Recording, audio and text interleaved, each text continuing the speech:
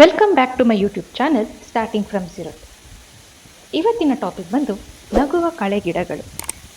ಮೊದಲನೇದಾಗಿ ಯಾರೆಲ್ಲ ನನ್ನ ವೀಡಿಯೋಸ್ನ ನೋಡ್ತಾ ಇದ್ದೀರೋ ದಯವಿಟ್ಟು ಸಬ್ಸ್ಕ್ರೈಬ್ ಮಾಡ್ಕೊಳ್ಳಿ ಅಂತ ಕೇಳ್ಕೊತೀನಿ. ಕಳೆ ಅಂದರೆ ಯಾರಿಗೆ ಗೊತ್ತಿರಲ್ಲ ಹೇಳಿ.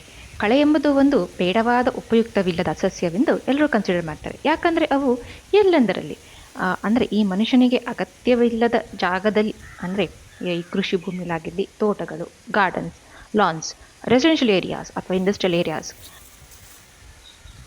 ಅನಗತ್ಯವಾಗಿ ಬೆಳೆದಿರುವ ಸಸ್ಯವೆಂದು ಪರಿಗಣಿಸುತ್ತಾರೆ. ರೈತರಿಗಂತೂ ಈ ಕೃಷಿ ಬೆಳೆಯಲ್ಲಿ ಡಿಪೆಂಡ್ ಆಗಿರೋದ್ರಿಂದ ಈ ಹೊಲದಲ್ಲಿ ಕಳೆ ಬೆಳೆಯೋದ್ರಿಂದ ತನ್ನ ಇಳುವರಿಗೆ ಎಷ್ಟು ಅಫೆಕ್ಟ್ ಆಗುತ್ತೆ ಹಾಗೂ ಭಾರೀ ಪ್ರಮಾಣದ ನಷ್ಟ ಉಂಟಾಗುತ್ತೆ ಅನ್ನೋ ಕಾರಣಗಳಿಂದ ಈ ಕಳೆಗಳನ್ನು ಆದಷ್ಟು ಸಾಧ್ಯವೋ ಎಷ್ಟು ಸಾಧ್ಯವೋ ಆದಷ್ಟು ನಾಶ ಮಾಡುತ್ತಾರೆ. ಪರಿಸರ ಮತ್ತು ಮನುಷ್ಯ ಸಂಬಂಧ ಹೇಗೆಂದರೆ ಯಾವಾಗಲೂ ಒಂಥರ ಗುದ್ದಾಡ್ಕೊಂಡಿರೋಂಗಿರುತ್ತೆ. ಒಬ್ಬರನ್ನೊಬ್ಬರು ಈ ಭೂಮಿಯಲ್ಲಿ ತನ್ನ ಮೇಲುಗೈ ತೋರಿಸ್ಕೊಳ್ಳೋಕ್ಕೆ ಯಾವಾಗಲೂ ಪ್ರಯತ್ನ ಪಡ್ತಾರೆ. ಮನುಷ್ಯನು ತನಗೆ ಬೇಕಾದನ್ನು ಮಾಡುತ್ತಾ ಹೋಗುತ್ತಾನೆ, ಆಗ ಪರಿಸರವು ಅದಕ್ಕೆ ತಕ್ಕಂತೆ ಉತ್ತರವನ್ನು ನೀಡುತ್ತಾ ಹೋಗುತ್ತೆ. ಈ ಕಳೆ ಅನ್ನೋದು ಅದಕ್ಕೆ ಒಂದು ಸಾಕ್ಷಿಯಾಗಿದೆ. ಸಾಧ್ಯವಾದಷ್ಟು ಈ ಭೂಮಿಯಲ್ಲಿ ತನ್ನ ಸ್ಪ್ರೆಡ್ ಆಗ್ತಾ ಹೋಗುತ್ತೆ. ತನ್ನ ಕುಟುಂಬವನ್ನು ಎಕ್ಸ್ಪ್ಯಾಂಡ್ ಮಾಡ್ಕೊಳ್ಳೋಕ್ಕೆ ಪ್ರಯತ್ನಿಸುತ್ತವೆ. ತನ್ನ ಅಸ್ತಿತ್ವಕ್ಕೂ ಒಂದು ಬೆಲೆ ಇದೆ. ತಾನೂ ಒಂದು ಪ್ರಕೃತಿಯ ಒಂದು ಭಾಗ, ನಾನು ಕೂಡ ಪ್ರಕೃತಿಯ ಭಾಗ. ನನ್ನಲ್ಲೂ ತುಂಬ ಉಪಯುಕ್ತ ಗುಣಗಳಿವೆ. ನಾನು ಸುಂದರವಾಗಿದ್ದೇನೆ ತೋರಿಸ್ಕೊಳ್ಳಲು ಸದಾ ಪ್ರಯತ್ನದಲ್ಲಿರ್ತವೆ. ಕಳೆಗಳಲ್ಲಿ ಹಲವಾರು ಟೈಪ್ಸ್ ಇರುತ್ತೆ. ಆದರೆ ಈ ವಿಡಿಯೋ ಕ್ಲಿಪ್ಪಲ್ಲಿ ನಾನು ಒಂದು ಫ್ಲವರಿಂಗ್ ಪ್ಲಾಂಟ್ಸ್ ಬಗ್ಗೆ ಅಷ್ಟೇ ಫೋಕಸ್ ಮಾಡ್ತೀನಿ. ಪ್ರತಿ ಸಸ್ಯಗಳಿಗೂ ಮುಂತಾದ ಹೆಸರುಗಳಿರ್ತವೆ. ಆದರೆ ಅದರಲ್ಲಿ common name, scientific name, family name ಹಾಗೆ. ಬಟ್ ನಾನು ಒಂದು ಈಸಿಯಾಗಿ ನೆನ್ಪಿಟ್ಕೊಳ್ಳೋ ಒಂದು ಹೆಸರು ಮಾತ್ರ ಇಷ್ಟೇ ಹೇಳ್ತೀನಿ. ಇದರ ಹೆಸರು ಬಂದು ಕ್ವಿಕ್ವೀಡ್. ಇದು ಸಾಮಾನ್ಯವಾಗಿ ಎಲ್ಲರೂ ನೋಡಿರ್ತೀರ. ಇದರ ನೇಟಿವ್ ಬಂದು south America and central America ಅಲ್ಲದೆ ಪ್ರಪಂಚದ ಎಲ್ಲ ಕಡೆ ಸ್ಪ್ರೆಡ್ ಆಗಿರ್ತವೆ. ಈ ಕಳೆ ಸಾಮಾನ್ಯವಾಗಿ ಕೃಷಿ ಭೂಮಿ, ಈ ಹುಲ್ಲು ಹಾಸು, ಗಾರ್ಡನ್ಸ್ ಸಾಮಾನ್ಯವಾಗಿ ಎಲ್ಲ ಕಡೆ ಕಂಡುಬರುತ್ತೆ. ಇದು 2 to 10 ಇಂಚು ಇರುತ್ತೆ. ಸ್ಟೆಮ್ ಬಂದು ತುಂಬ ಏರಿ ಇರುತ್ತೆ, ಆಗ ತುಂಬ ಒರಟ ಇರುತ್ತೆ. ಇದರ ಹೂ ಬಂದು ಸುತ್ತ ವೈಟ್ ಪೆಟಲ್ಸ್, ಮಧ್ಯಭಾಗದಲ್ಲಿ ಯೆಲ್ಲೋ ಡಿಸ್ಕ್ ಇರುತ್ತೆ. ಎಲೆ ಬಂದು ಓವಲ್ ಶೇಪ್ನಲ್ಲಿರುತ್ತೆ ಮತ್ತು ತುಂಬ ಒರಟಾಗಿರುತ್ತೆ. ಈ ಗಿಡ ಇದನ್ನು ಒಂದು ಸಾಂಪ್ರದಾಯಿಕ ಗಿಡಮೂಲಿಕೆ ಔಷಧಿಯಾಗಿ ಉಪಯೋಗಿಸ್ಕೊತಾರೆ. ಉರಿಯೂತ, ನೋವು ನಿವಾರಕ, ಯೂರಿನರಿ ಟ್ರ್ಯಾಕ್ಟ್ ಇನ್ಫೆಕ್ಷನ್ಸ್ ಮತ್ತು ಡೈಜೆಸ್ಟಿವ್ ಡಿಸಾರ್ಡರ್ಸ್ ಮುಂತಾದ ಚಿಕಿತ್ಸೆಗೆ ಉಪಯೋಗಿಸ್ಕೊತಾರೆ. ಇದರ ಹೆಸರು ಬಂದು ಸ್ಪೈನ್ ಸೀಡೆಡ್ ಫಾಲ್ಸ್ ಮ್ಯಾರೋ. ಇವು ತುಂಬ ಹಾರ್ಡ್ ಇರುತ್ತೆ. ಸ್ಟೆಮ್ ಬಂದು ಫುಲ್ ಏರಿ ಇರುತ್ತೆ, ತುಂಬ ಗಟ್ಟಿ ಇರುತ್ತೆ. ಎಲೆ ಬಂದು ಯೆಲ್ಲೋಯಿಶ್ ಗ್ರೀನ್ ಇರುತ್ತೆ. ಸೆಂಟ್ರಲ್ ಅಮೇರಿಕಾ ಮತ್ತು ಬೇರೆ ಬೇರೆ ಪ್ರದೇಶಗಳಿಗೆ ವಿಸ್ತರಿಸಿಕೊಂಡಿದೆ. ಇದು ಹೆಚ್ಚಾಗಿ ಬೆಚ್ಚಗಿನ ಪ್ರದೇಶಗಳಲ್ಲಿ ಬೆಳೆದಿರುತ್ತೆ. ಕಾಡು, ತೋಟಗಳು, ಗಾರ್ಡನ್ಸ್, ರಸ್ತೆ ಬದಿಯಲ್ಲಿ ಕಾಣಬಹುದು.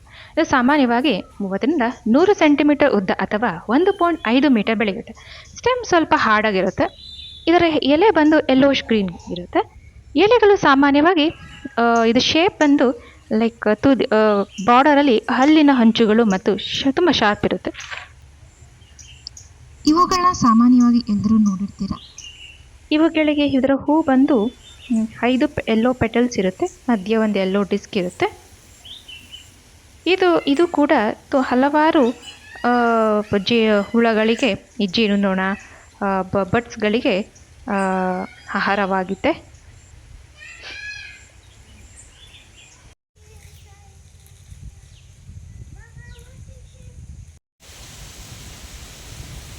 ಇದರ ಹೆಸರು ಬಂದು Spanish needle, scientific name Bidens alba. ಇದರ ನೇಟಿವ್ ಬಂದು ಸೆಂಟ್ರಲ್ ಅಮೇರಿಕಾ ಮತ್ತು ಬೇರೆ ಬೇರೆ ಪ್ರದೇಶಗಳಲ್ಲಿ ವಿಸ್ತರಿಸಿಕೊಂಡಿದೆ. ಇವು ಹೆಚ್ಚಾಗಿ ಬೆಚ್ಚಗಿನ ಪ್ರದೇಶಗಳಲ್ಲಿ ಬೆಳೆದಿರುತ್ತೆ. ಕಾಡು, ತೋಟಗಳು, ಗಾರ್ಡನ್ಸ್, ರಸ್ತೆ ಬದಿಯಲ್ಲಿ ಕಾಣಬಹುದು. ಇವು ಸಾಮಾನ್ಯವಾಗಿ 30 to 100 ಸೆಂಟಿಮೀಟರ್ ಉದ್ದ ಅಥವಾ 1.5 ಮೀಟರ್ ಬೆಳೆದಿರುತ್ತೆ. ಇದರ ಸ್ಟೆಮ್ ಬಂದು ತುಂಬ ಹಾರ್ಡ್ ಇರುತ್ತೆ. ಎಲೆ ಬಂದು ಯೆಲ್ಲೋಯಿಶ್ ಗ್ರೀನ್ ಇರುತ್ತೆ. ಸಾಮಾನ್ಯವಾಗಿ ಇದು ಎಲೆ ಟಿಪ್ ಬಂದು ತುಂಬ ಶಾರ್ಪ್ ಇರುತ್ತೆ. ಇವುಗಳ ಹೂವುಗಳು 5 ವೈಟ್ ಪೆಟಲ್ಸ್, ಮಧ್ಯೆ ಯೆಲ್ಲೋ ಡಿಸ್ಕ್ ಇರುತ್ತೆ. ಇವುಗಳ ಬೀಜಗಳು ತುಂಬ ಹಾರ್ಡ್ ಇರುತ್ತೆ. ಒಣಗಿದ ನಂತರ ಅದು ಡಾರ್ಕ್ ಬ್ರೌನ್ ಆಗುತ್ತೆ. ಆಮೇಲೆ ಅದು ಒಂಥರ ಮುಳ್ಳಿನ ಕಡ್ಡಿ ಥರ ರೂಪದಲ್ಲಿ ಇರುತ್ತೆ. ಅವು ಇದರ ಹೂವುಗಳು ತುಂಬ ಸುಂದರವಾಗಿರುವುದರಿಂದ ಇವುಗಳನ್ನು ಚಿಟ್ಟೆಗಳು ಹಾಗೂ ಜೇನುನೊಣಗಳು ಅಥವಾ ಇತರೆ ಕೀಟಗಳು ಅಟ್ರಾಕ್ಟ್ ಆಗ್ತವೆ. ಇದರ ಬೀಜ ಬಂದು ತುಂಬ ಗಟ್ಟಿಯಾಗಿರುತ್ತೆ. ಇದು ಒಣಗಿದ ನಂತರ ಡಾರ್ಕ್ ಬ್ರೌನ್ ತಿರುಗುತ್ತೆ. ಇವು ಬೀಜಗಳು ಈ ಮುಳ್ಳು ಕಡ್ಡಿ ಥರ ಇರುತ್ತೆ. ಇದು ಚೆನ್ನಾಗಿ ಒಣಗಿದ ಮೇಲೆ ಈ ಯಾವುದೇ ಈ ಗಾಳಿ, ನೀರು ಅಥವಾ ಈ ಪ್ರಾಣಿಗಳ ಮೈ ಚರ್ಮ, ಯಾಕೆ ಈ ಮನುಷ್ಯನ ಈ ಬಟ್ಟೆ ಮೂಲಕ ಚೆನ್ನಾಗಿ ಅಂಟಿಕೊಳ್ಳುತ್ತೆ. ಈ ಬೀಜಗಳು ತುಂಬ ಚೆನ್ನಾಗಿ ಅಂಟಿಕೊಳ್ಳುತ್ತೆ. ಮತ್ತು ಈ ಬೀಜಗಳಿಂದಲೇ ಇವು ಒಂದು ಪ್ರದೇಶದಿಂದ ಮತ್ತೊಂದು ಪ್ರದೇಶಕ್ಕೆ ತನ್ನ ಫ್ಯಾಮಿಲಿಯನ್ನು ಬೇಗ ಎಕ್ಸ್ಪ್ಯಾಂಡ್ ಮಾಡ್ಕೋತವೆ. ಇದರ ಹೆಸರು ಬಂದು ಐವಿ ಲೀಫ್ ಮಾರ್ನಿಂಗ್ ಗ್ಲೋರಿ. ಇದು ಒಂದು ಕ್ರೀಪರ್ ಜಾತಿಗೆ ಸೇರಿದ್ದು. ಇದರ ನೇಟಿವ್ ಬಂದು ನಾರ್ತ್ ಈಸ್ಟ್ ಸದರ್ನ್ ಯುನೈಟೆಡ್ ಸ್ಟೇಟ್ಸ್ನಲ್ಲಿ ಗಂಭೀರವಾದ ಕೃಷಿ ಕಳೆಯಾಗಿದೆ. ಅಲ್ಲಿ ಇದು ಹತ್ತಿ ಇಳುವರಿಯನ್ನು ಗಮನಾರ್ಹವಾಗಿ ಕಡಿಮೆ ಮಾಡಿದೆ. ಇದರ ಹೂ ಕಲರ್ ಬಂದು ತುಂಬ ವೆರೈಟೀಸ್ ಇರುತ್ತೆ. Blue to purple, pink to red ಅಥವಾ ವೈಟು ಇರ್ಬೋದು. ಇದರ ಎಲೆ ಬಂದು ಐವಿ ಶೇಪ್ನಲ್ಲಿರುತ್ತೆ. ಇದರ ಹಣ್ಣು ಒಣಗಿರುತ್ತೆ ಮತ್ತು ಹಣ್ಣಾದಾಗ ಸೀಳುತ್ತದೆ. ಹಾಗೆ ಒಂದು ಪ್ರದೇಶದಿಂದ ಬೇರೊಂದು ಪ್ರದೇಶಕ್ಕೆ ಈಸಿಯಾಗಿ ಸ್ಪ್ರೆಡ್ ಆಗ್ತಾ ಹೋಗುತ್ತೆ.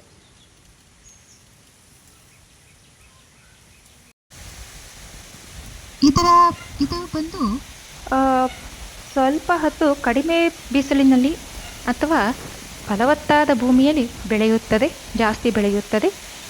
ಹಾಗೂ ಅದು ಹಬ್ಬಕ್ಕೆ ಸ್ವಲ್ಪ ಗಿಡ ಮರಗಳು ಅಥವಾ ಏನಾದರೂ ಒಂದು ಸಪೋರ್ಟಿಂಗ್ ಏನಾದರೂ ಇರಬೇಕು. ಅದು ಈಸಿಯಾಗಿ ಹಬ್ಕೊಂಡು ಹೋಗುತ್ತೆ.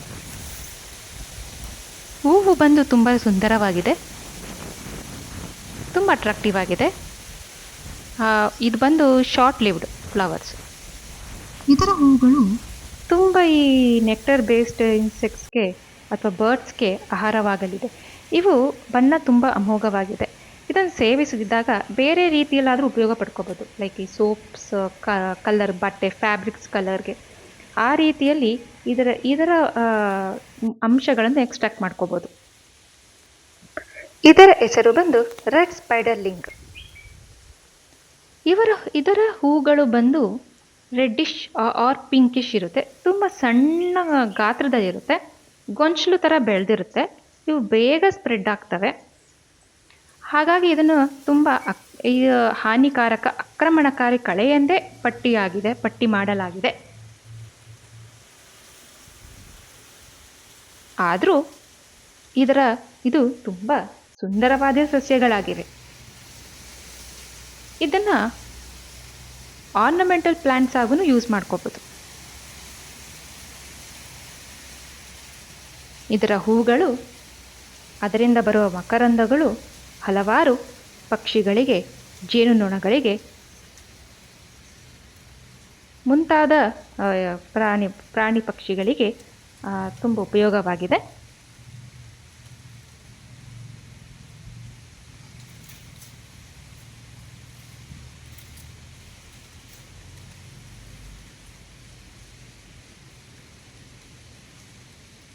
ಇದರ ಹೂಗಳು ತುಂಬ ಚಿಕ್ಕ ಚಿಕ್ಕ ಗಾತ್ರದಲ್ಲಿರುತ್ತೆ. ಸೊ ನಾನು ಒಂದು ಆ ಸ್ಟೆಮ್ನ ಕಟ್ಟಿಂಗ್ಸ್ ಕೂಡಿಟ್ಕೊಂಡು ತೋರಿಸ್ತಾ ಇದ್ದೀನಿ ನೋಡಿ, ಎಷ್ಟು ಸುಂದರವಾಗಿದೆ. ಇದನ್ನ ಬೇಕಾದರೆ ನಾವು ಒಂದು ಆರ್ನಮೆಂಟಲ್ ಪ್ಲಾಂಟ್ಸ್ ಆಗೂ ಯೂಸ್ ಮಾಡ್ಕೋಬೋದು. ಕ್ಷಮಿಸಿ, ಇದರ ಹೆಸರು ಗೊತ್ತಾಗಲಿಲ್ಲ. ಇದು ವೀಡ್ ಐಡೆಂಟಿಫಿಕೇಷನ್ ಅನ್ನೋದೇ ಒಂದು ದೊಡ್ಡ ಟಾಪಿಕ್ ಆ್ಯಕ್ಚುಲಿ. ಅದು ನಾನು ನಾನ್ ಬಯಾಲಜಿ ಬ್ಯಾಕ್ಗ್ರೌಂಡಿಂದ ಬಂದಿರೋದ್ರಿಂದ ಆದಷ್ಟು ಮಟ್ಟಿಗೆ ಪ್ರಯತ್ನ ಪಟ್ಟಿದ್ದೀನಿ. ಆದರೆ ಇದು ಯಾವುದು ಅಂತ ಗೊತ್ತಾಗಲಿಲ್ಲ. ದಯವಿಟ್ಟು ನಿಮ್ಗೇನಾದರೂ ಗೊತ್ತಾದರೆ ಪ್ಲೀಸ್ ಕಾಮೆಂಟ್ ಮಾಡಿ. ಇದರ ಹೆಸರು ಬಂದು ಲೈಫ್ ಪ್ಲಾಂಟ್.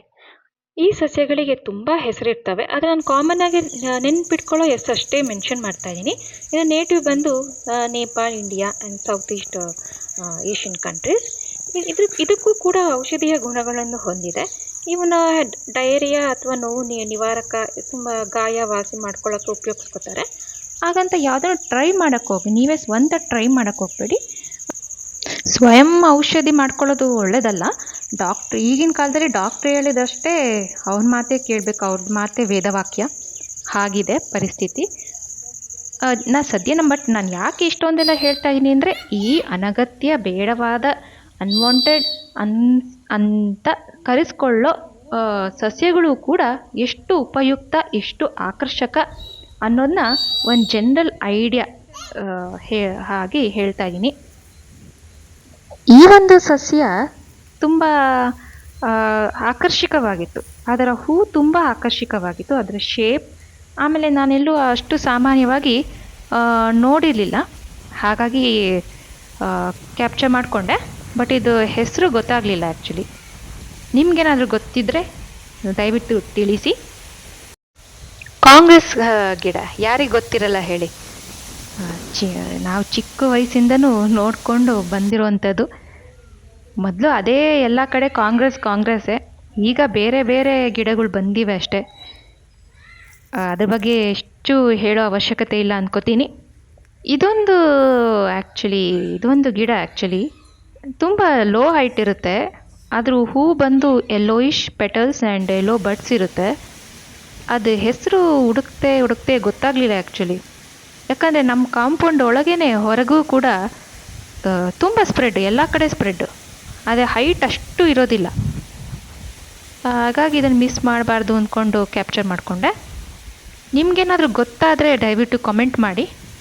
ಯಾಕಂದರೆ ಈ ವೀಡ್ ಐಡೆಂಟಿಫಿಕೇಷನ್ ಅನ್ನೋದೇ ಒಂದು ದೊಡ್ಡ ಬೊಟಾನಿಕಲ್ ಸಬ್ಜೆಕ್ಟ್ ಅದು ಆ್ಯಕ್ಚುಲಿ.